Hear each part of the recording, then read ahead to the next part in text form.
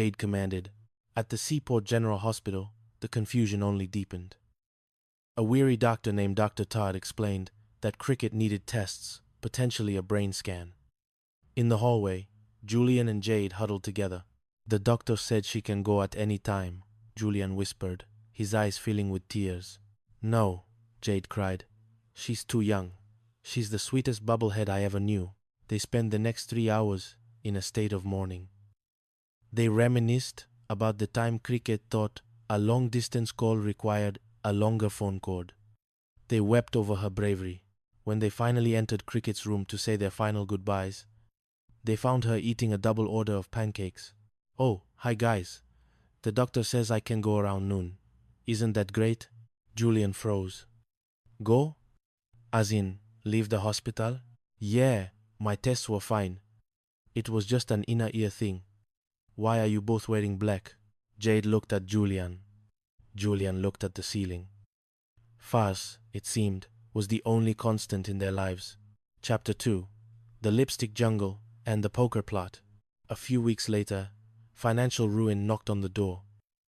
It came in the form of a pink cardboard box. I'm an Easy Time Cosmetics representative, Cricket announced, displaying an array of colognes that smelled suspiciously like industrial-grade floor cleaner. The man who hired me said, I have zero ability, so I'd be perfect for sales. Cricket, honey, Jade said gently. You once tried to sell all-purpose knives and ended up spending your commission on band-aids. Determined to prove them wrong, Cricket headed to the local pub, the Regal Beagle. Her sales pitch was unorthodox. I'm selling if you're buying, she told 2 burly sailors. And if you're not satisfied, I have a money-back guarantee. Let's go to my place, and I'll show you my full line of shampoo. The sailors exchanged looks. Julian, who was sitting at the bar, intervened before Cricket ended up on a naval vessel. To boost her confidence, Julian hatched a plan. He convinced their neighbor, Loretta Lush, to fake buy some products. Emboldened, Cricket decided to quit her secretarial job. No, Julian panicked. We have to stop her. Jade, we'll invite her to the boys' poker night. I'll tell the guys not to buy anything. She'll realize she's a bad salesperson and keep her day job. The poker night at Barnaby's apartment was a spectacle. I'm not losing my pants to you, Barnaby, Julian warned, adjusting his tie. Cricket burst in. Hi everyone. Who wants to smell like mountain musk? The poker players Loretta, Barnaby, and 2 of Barnaby's glamour friends sat in stony silence. But Barnaby, distracted by a losing hand, and Cricket's relentless, go, go, go, sales mantra, cracked. I'll take it all. Everything, just let me finish this hand. I've got 3 queens. Cricket squealed with joy. I'm a natural. I'm quitting the office tomorrow. Julian groaned. He eventually had to confess. He followed Cricket home, wearing the empty cosmetic box as a hat of shame. Cricket, I rigged it. You're a terrible salesperson. Cricket paused, her eyes welling up. You went to all that trouble just to protect me? Yes, Julian Sihil. Oh, Julian, you're the best roommate ever. She hugged him, the bark squishing between them. And Julian? Yeah? You look really silly in that hat. Chapter 3. The Year of the Elephant. The dynamics of the apartment shifted when Julian decided he was tired of being a wimp. This realization came after Director Thorne, the dean of his culinary school, forced him to cook a 7-course gourmet dinner for free. I can't say no, Jade. He's an authority figure. I see his mustache and I just crumble like a dry biscuit. Jade handed him a book. Yes is a 4-letter word by Dr. Prescott. Go to his assertiveness training class, Julian. Become the beast you were meant to be. Base God Day. Season. Base God Day. Base God Day. Julian attended the seminar. Dr. Prescott was a man who spoke in capital letters. You are an elephant, Tripper. Prescott shouted. An elephant doesn't say sorry. An elephant tramples the underbrush. Now, barke. Be somebody. Act like somebody. React like somebody. Collect your rewards. Julian returned to the apartment, his chest puffed out. He was no longer Julian Vance. He was a pachyderm of power. When Director Thorne called to confirm the free dinner, Julian didn't crumble. He barked. Literally. "Mr. Thorne, my time is worth money. I am not your slave." He slammed the phone down. Jade and Cricket stared at him. "Julian? Are you having a stroke?" Jade asked. "I am an elephant." Jade. And the elephant wants the floral wallpaper for the bathroom. Not the pink slings you two picked out. "Slings?" Cricket asked.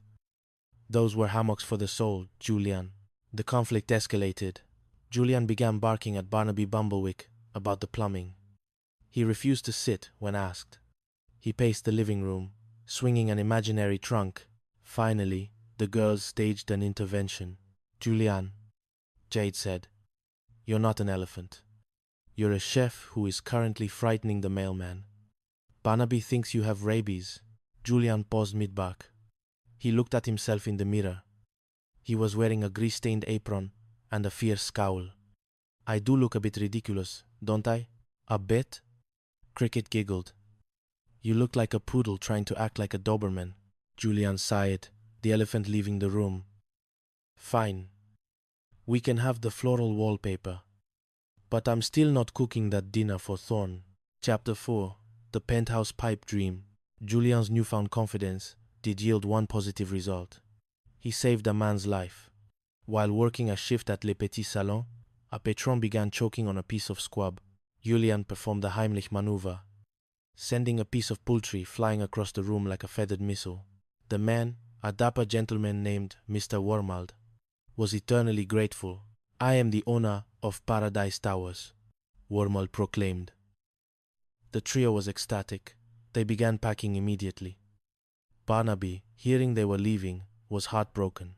"I'm losing my best tenants," Barnaby wailed. "Even the one who paints his toenails." Julian invited Wormald over for a thank-you dinner. As Julian prepared crème brûlée, Jade noticed something odd. "Mr. Wormald," Jade said, "where exactly is Paradise Towers?" "Oh, it's that away," Wormald said, gesturing vaguely toward the horizon. "We have uniforms. Red ones, blue ones, purple ones." Jade pulled Julian into the kitchen. "Julian, that's the guy I saw choking at a diner 2 months ago. He's a professional grifter. He chokes to get out of paying the bill." Julian's face fell. He returned to the table. "Mr. Wormald, do you actually have any money?" Wormald sighed, spooning up the last of the dessert. "Oh no. If I had money, I wouldn't have to choke. It makes people feel good to save me, and I get a free meal. Everybody wins. And the penthouse? A lovely dream, isn't it?" "Well, I must be going. I have a cab waiting. I'll fall down on the sidewalk, and the driver will feel so sorry for me he'll forget the meter." As Wormald vanished, Barnaby burst in. He had just quit his job as landlord, thinking he was the new manager of Paradise Towers, a job Wormald had offered him in the lobby. Julian had to use his elephant voice one last time to talk Barnaby's brother, the real owner, into taking Barnaby back. "We're staying, Barnaby," Julian said, patting the landlord on the back. "The Sapphire Sands is the only paradise we need." Chapter 5. Roses and Renegades. The quiet of the building was briefly interrupted by Leo Moran, an elderly man who Cricket found sitting on a park bench. Feeling sympathetic, she brought him home. "He has no place to go, Julian. He's 75. He's a relic." Leo was a handful. He insisted on sleeping on Julian's side of the bed because it was closer to the bathroom. To show his gratitude, Leo decided to bring the roommates some flowers. He went downstairs and meticulously harvested Barnaby Bumblewick's prize-winning roses. "I nursed them through budhood," Barnaby screamed from the courtyard. "They were my children, and now they've been kidnapped." Julian had to hide Leo in the closet while Barnaby searched the apartment. "Is that a rosebud on the floor?" Barnaby asked, pointing to a petal. "No," Julian shouted, snatching it up. "It's a cake decoration, edible art." He shoved the petal into his mouth and chewed vigorously. Delicious, eventually.